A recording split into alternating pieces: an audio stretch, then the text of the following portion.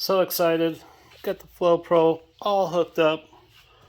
Plugged it into my distribution block. Put the sheeting around there. Just did a range test. No issues whatsoever. Probably a half a football field away. Flushed out the valve or the downstream injector. Kind of a new thing I did here is I got a mop, scrubbers, all that on there. Still gotta get something for this. That's a cool little thing. Keeps it pulled back.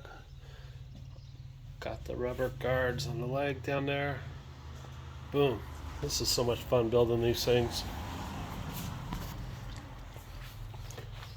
Sponsored by Bang.